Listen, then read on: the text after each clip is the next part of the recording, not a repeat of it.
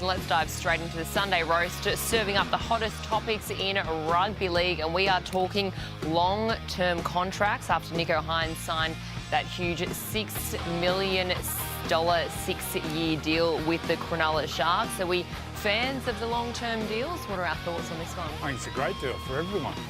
I can imagine every kid in the Shire wants to be Nicho Hynes at the moment.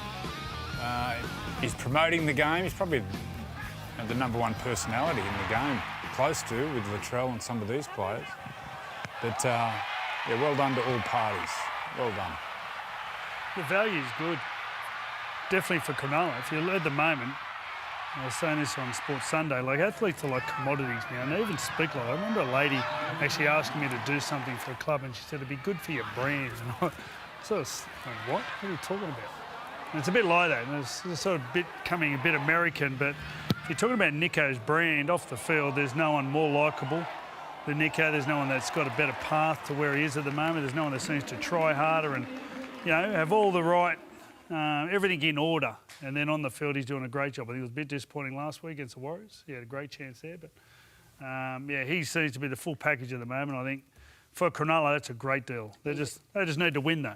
You know, winning's the key to these deals, and you can see Malalo had that huge deal, and there was success early, and then faded a little bit, and they had a great year last year. But at the end of the day, there's pressure to perform continually. He is, Nicho Hynes is a sponsor's dream to have him at the club. But Billy, in terms of just the long-term contracts in general, what do you see as the positives and what do you see as the negatives of them? I think it's all positive. For Nicho, he's got 6 years. It's a great deal. Look, I've heard Nicho talk this week about the fact that he never thought he'd own a house. Now he's given himself an opportunity through his own hard work to set himself and his family up, which is fantastic. And you talk about the complete package. He has got his head screwed on, Nicho Hynes. He's worth every cent.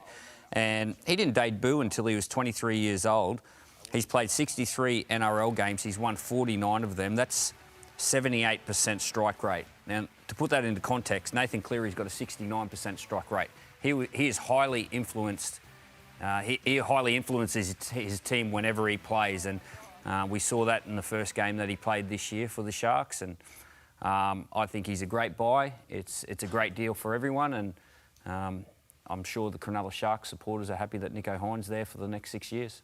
Joey, do you see risks in signing long-term deals for players? Some players may rest on their laurels, but when you've got a player like Nicho, who's just striving for excellence, I think it's a good deal for everyone, for the club.